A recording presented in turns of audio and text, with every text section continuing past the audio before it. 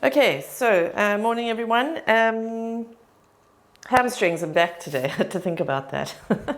Okay, so let's start with your chair, and we're going to just do the hamstring activator. So just pop that cushion on the side, and then tap you on your back, and then just those feet up on the chair with slightly soft knees. Okay, hands at your sides for now, and then just make sure the pressure's on the inside of the heels. So it's a warm-up set. You don't want to get too aggressive with this. So just a very basic, maybe 10, if you can manage 10. I don't generally, no, actually maybe even less for those of you who are not that strong in the hamstring. Make sure the belly button's pulled to your spine. Keep squeezing the butt too as you come up.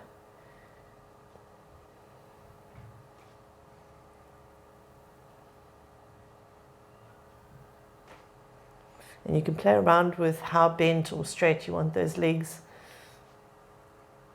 It depends where you feel them most in the hamstrings. I'm going to do, I think 2 more. And you're also just not coming up terribly high on this first one. Oh, okay. And then from here, we're actually going to do shoulder taps today. So let me face you just for the start position. So remember, some of you might be on the knees and just coming into your half plank position, and that's fine. Now, if you are doing this position, on the knees, you're going to want your hands close together, so literally on top of each other. And you then actually want those knees wider. Okay, so that's your most stable position. Then you can aim for that if you feel you're strong enough. Then, of course, you can do the full position, but with the hands close, and then you could try the full position with the hands wide. But all of them are obviously significantly more difficult than the other. So all we're doing, and some of you might not even manage to take a hand off, okay? So no matter what your position, you might just be holding this. So if I go from the side, remember we're looking at an ideal neutral plank position. So it's chest open, butt squeeze, belly button to spine. I promise I'm pulling my belly button in, my vest is just loose. And we're just holding that position for some of you, okay? For the rest, we're tapping. So for those who can manage, we're going to tap, but there's going to be absolutely no change to your posture. So my hips aren't coming around. They're not swinging. I'm not leaning away from one. I'm not rotating my hips. I'm not winging my shoulder blades. So you'll find very swiftly that some of you may not be able to do that. So I'm going to come down and show you that you'll just be holding this position. Okay, and if you feel that you want to attempt to take a hand off, you can always just lift a palm of the hand and make sure you still maintain a nice flat back and an open chest, and that you don't wing the shoulder blades as you get tired. Okay, that's probably enough for your first set. So if you're done with that one, back to on your backs. Okay, so beginner version is exactly like the one we just did. For those who want to take it up a notch, you can go with half hands, half arms should I say, or full arm off. Okay, and then just come into it. So same story, slightly bent knees, pressure on the inside of the heel, squeezing the butt, keeping the belly button pulled gently towards the spine. It's not an aggressive thing. There's nothing we're doing that's aggressive. You just want to keep it activated. And for those with very strong hamstrings, not long hamstrings, with strong hamstrings, you can do one leg. I'm not going to do that on this set, but you can if you wanted to do one leg on this. Okay, I feel it enough with 2 legs. So whichever version you're doing, gentle pull of the belly button to the spine, the butt is squeezed. Oh, you're on the insides of your heels, and you're aiming to get nicely high with that, the hips. And remember, if you've got the belly button pulled gently and you've got the butt switched on, then you're protecting that lower back from any overextension. Oh, that's enough for me. So I always feel those hamstrings. Oh, okay, so when you're finished, and don't rush to finish, let me turn side on for this one now. I'm going to tuck this in Okay, so back into that plank, no matter which position it's in. So remember, there's your beginner version. Hands are together, and you're just pushing away from the floor with an open chest. You're trying to flatten the shoulder blades against the spine, and that's all you're doing, is holding that. Okay, for the rest of you, you're going to either attempt to tap the shoulder here without moving anything, or in whichever other position you feel you can do. Okay. And for those who want to do a much more, well, I suppose, ultimate advanced position, you can always take a limb off the front. Take it to the front, should I say. You're not going to take your limb off, are you? Oh, I'd like to see that. So, just aiming to add a challenge of an extra weight of that limb going forward. But no change in the back. You're still open in the chest. You're definitely still flat across the back. Okay, and I'm just going to reiterate, because I've been doing a lot of teaching face-to-face as well again, and I just want to reiterate that what we're looking for there is to make sure that you're not, when you're in your plank position, that you're not winging, that those shoulder blades aren't coming back. It's the difference between that and that, where my chest is open, but my shoulder blades are completely flat against the spine. It might not be that visible in this particular position, but it's that you're looking to try and manage. You want to be completely static in that back, and you want those shoulder blades flattened against the rib cage, so there's no movement there. And that way we stay out of trouble in our shoulder joints. And that's quite important. Okay, so find your position again, soft knees. So we're not dead straight, but we're not bent. We're just somewhere in between. Weight on the inside of the heel, half arm or full arm down or full arm up is up to you. Make sure the belly button is pulled gently to the spine. You're squeezing your butt.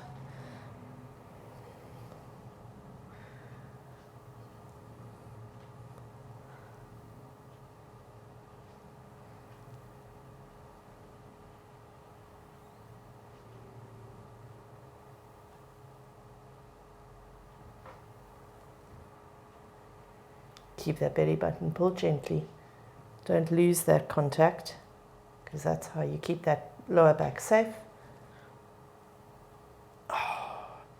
And as I say, by all means, you can go with one leg if you want. I'm going to do one or two more. And obviously, the higher you go into your bridge, the more you're going to work the hamstrings. But at the same time, you've got to make sure you don't go into the lower back. Right. Okay, so back into the shoulder taps. Find your position. Make sure there's no movement at all. And then whichever version you want to do, just be sure that the hips remain completely still. And there's no change in the shoulders either. And you'll find one side is probably much easier. For me, when I transfer my weight onto my left leg, it's much harder for me to keep my hips square. So I'm aware of a bit of a fight when I do it that side.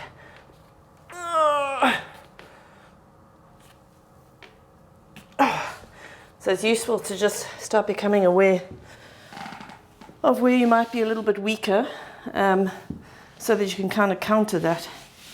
Okay, this will be our fourth set here.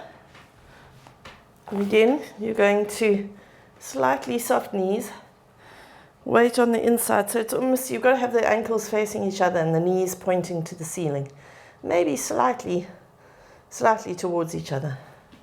Okay, down, half, full, squeeze the butt.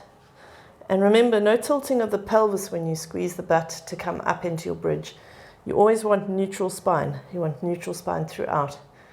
You know me, it's very rare that I'll tell you to tuck the tail under or bring the pubic bone forward.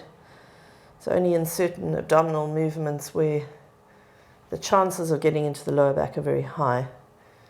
So otherwise you stay in neutral, and neutral is a little bit of an arch in the lower back because that's the way the spine is designed. It's your best shock absorption position.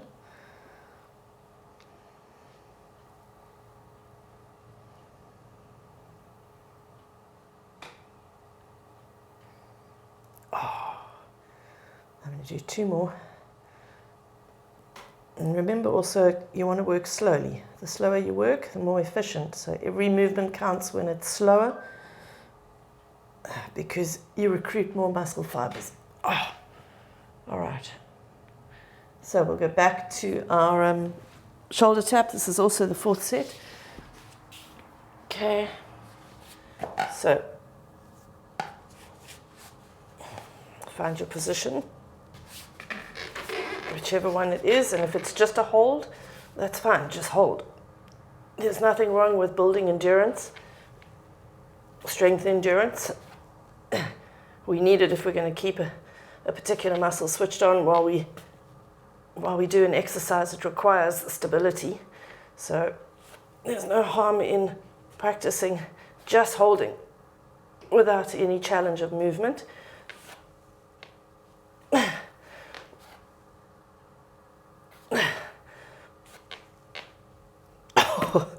Too close to the wall. Okay. Let's do our 5th set. So we'll do a 5th one of these. Okay. So come into position. It's your last set on this. All right, so find your arm position. Do one leg if you want to. Make sure you squeeze your butt. Don't tilt the pelvis. Belly button gently to the spine. And then just up and down.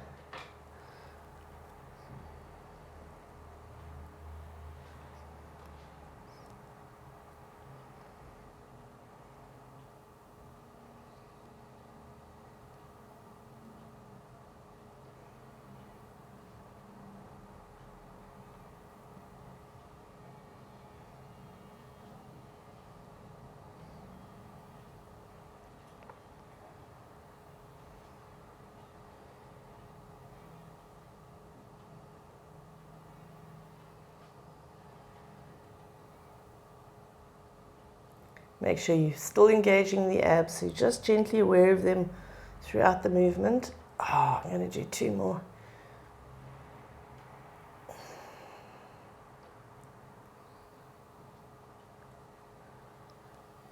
Oh, okay, and relax. All right, so let's go to, we're actually going to do the plank walkover. So let me show you the beginner version of that. Just tie this up. Okay, so move that chair.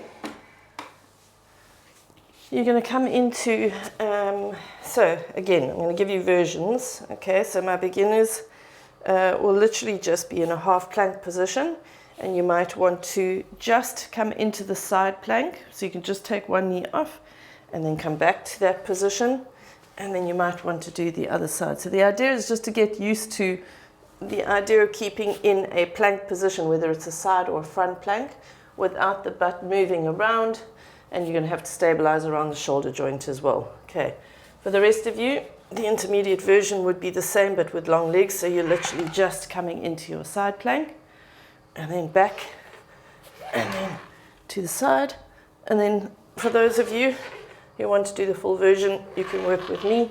We're going side plank. We're then coming into the reverse plank, but everything is staying up, so my hips are high. I'm coming into my side plank.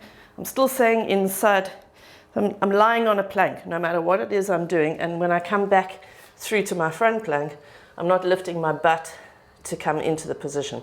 So if you watch me, my shoulders, my hips, and my knees are always in line, no matter which position I'm in. Okay. So whichever version you're doing, carry on with it. If you're with me, we're doing another one of these. So it should be very, very gentle on the hands, very gentle in the shoulder joint because you're light on the arms, especially here. So I'm pushing away from the floor. I've got serratus switched on. All those back muscles that I speak about all the time. All the shoulder stabilizers. And into plank. Okay. All right. So let's have you grab your cushion and or your Pilates ball, whichever you've got. And then you're going to put that between the feet. We haven't done this for a very long time, this exercise. And to be fair, it's a basic exercise, but you can still get a very, very good result from the hamstrings in it. So you're just going to drop your forehead down. Okay, you're holding the ball or the cushion, but the cushion should ideally be quite thick, so maybe it's a pillow folded in half. You ideally want it sort of hip distance apart. Okay, so I'm going to pull my belly button gently to my spine. I'm going to push my pubic bone forward, squeeze my butt. So I'm pushing forward into the mat. I'm going to flex my feet, and then I'm going to bring the ball towards my backside without letting go in the butt. So in other words, that pubic bone is being pushed forward. It doesn't change that just because I bring the legs up. In fact, you'll feel the hamstrings working if you do that. Okay. You'll also feel the glutes because we're asking them to stay switched on while you do this. So the more you push forward into the mat, the more you squeeze the butt, the more you engage the belly button, the more you'll feel the hamstrings.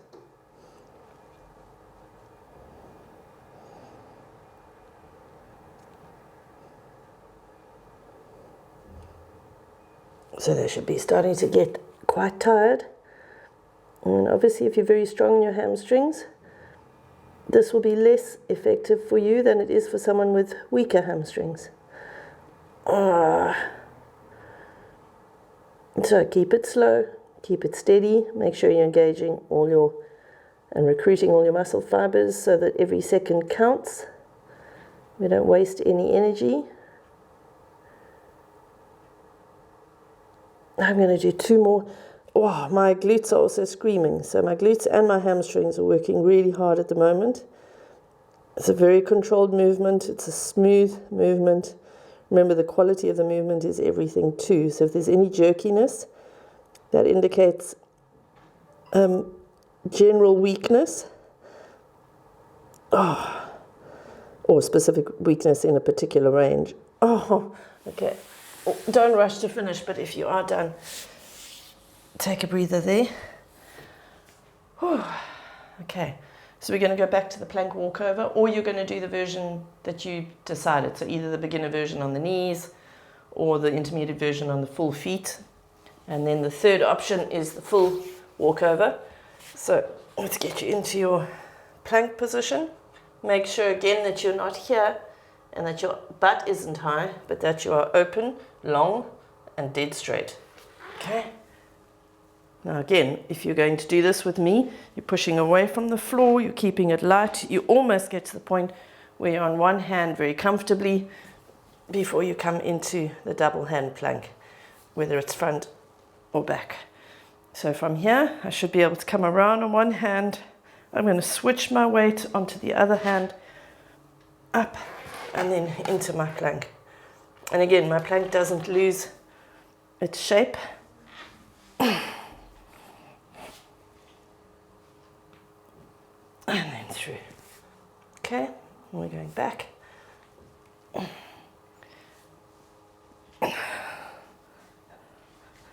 Around. And through. All right. So take a breather. And then grab that cushion and or ball again and move down onto your tummies. Bring yourself into a relaxed position. Make sure the neck is long. Okay, so we're going to flex the feet, squeeze the butt, push the pubic bone forward, pull the belly button gently to the spine, and then go for it.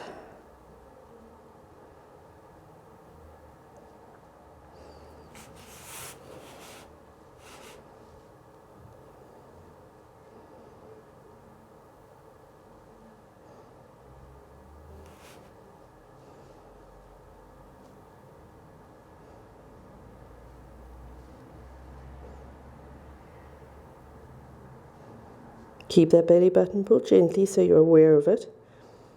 Keep that pubic bone pushing forward. And that will automatically bring the glutes in. Keep the feet flexed too so you keep the calves out of it.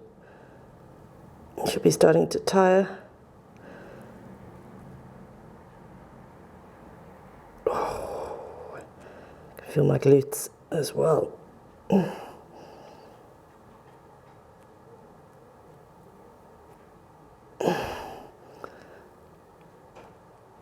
I'm going to do 2 or 3 more.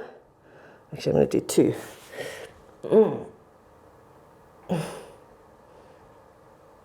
Okay, and 1 more.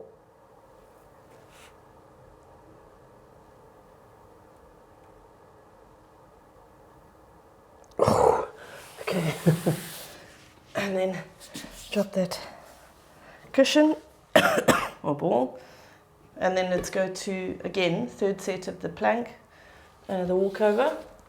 So choose your position and your version. Okay, find your plank to begin with, nice and neutral, open chest, open back, flat in the back. Keep it light, no matter which version you're doing, it needs to stay light. And you also need to stay in a flat line as if you were on a plank.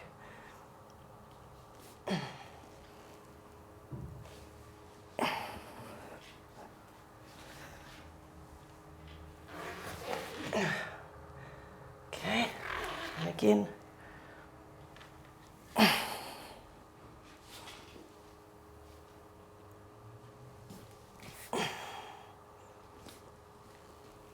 One last time. Keep it light. Keep those hips up. Oops. Come around. Keep the butt low, or at least in line with, and back. Okay. Right.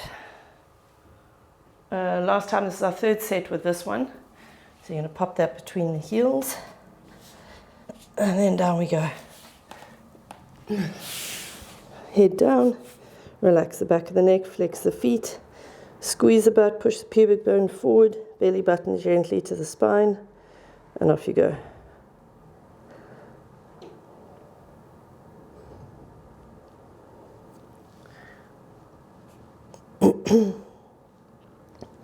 And ideally, as I say, you want the ball or the cushion to be hip distance apart. If it's too narrow, what will happen is your feet will come closer together than your knees, which will turn your legs out slightly, which will activate the glutes, which means that you're avoiding hamstring work. So the whole point of today, Wednesday, is hamstring and back. So you want to make sure that you target the right muscle. Remember, that's the point with doing a different body part each day of each session, each workout, is that we cover the whole body.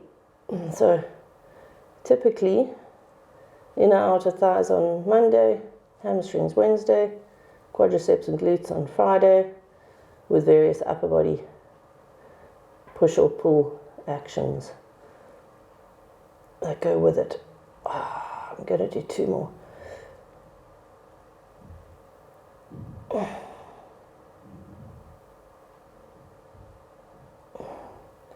One more time. I'm only doing 3 sets of this one because we did 5 sets of the other, so we've already nailed the hamstrings. And come back when you're ready. Okay. And we've done 3 sets of our walkover as well. Okay, so let's get you onto the chair for bird dog, which is more back. Actually, it's everything. It's the whole back line. So it's what I like about this exercise, is it actually works everything. So let's have back knee on, front hand on. So you are hip distance apart. Okay. And then you're going to take the leg up to 90 degrees. Remember, that's your starting point.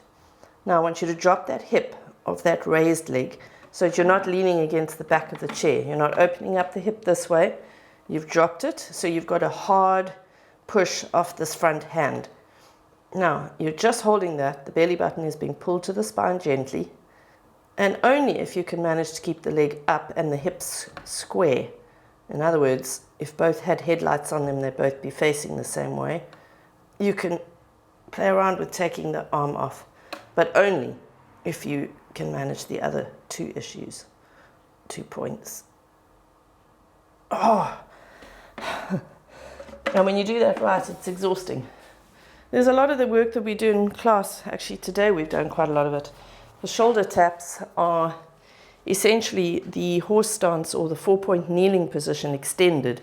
And this is more of the same.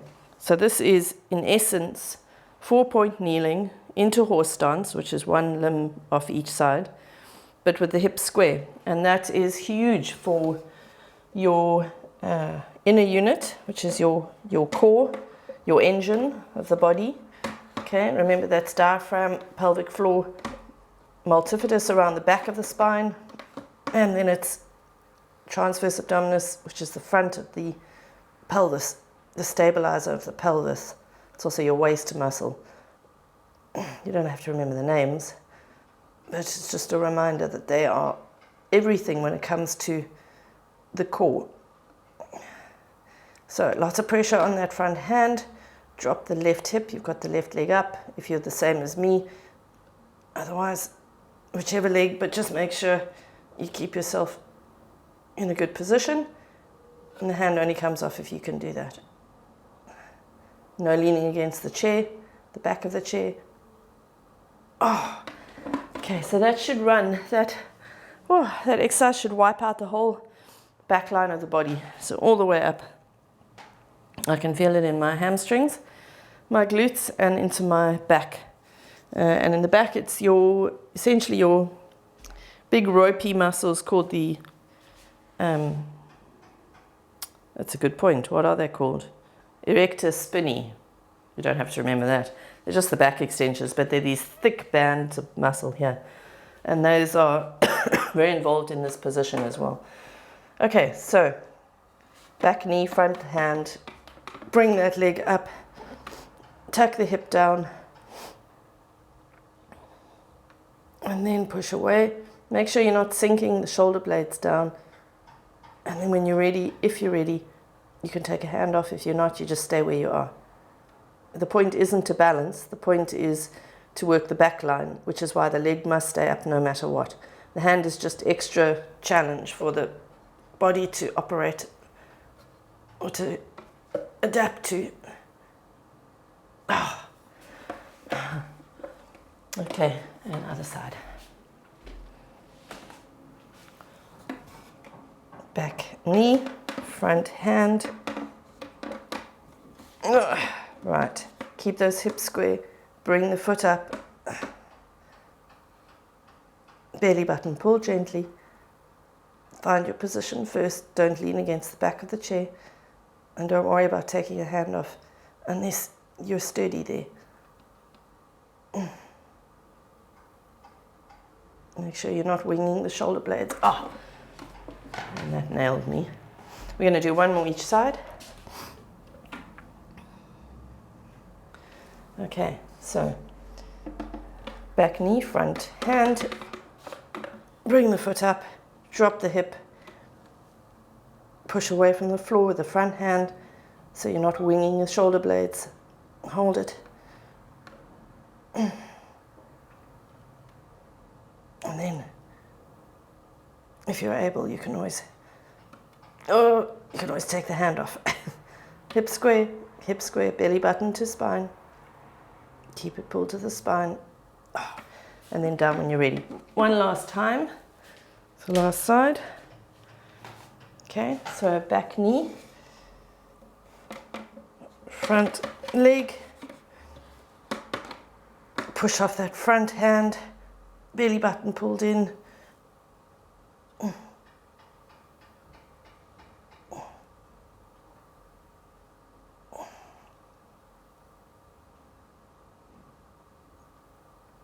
Push away from the front hand so that you're not winging the shoulder blades. And then come down. All right, good. let's just come and hang. So relax down here. You can put the hand into the elbow, hands into the elbow, and just relax here with 3 deep breaths.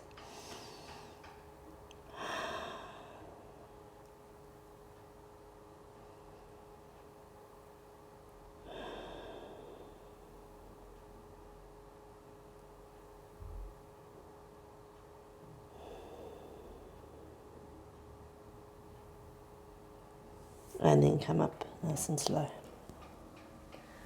Okay, and that is your Wednesday workout. Thanks for joining me.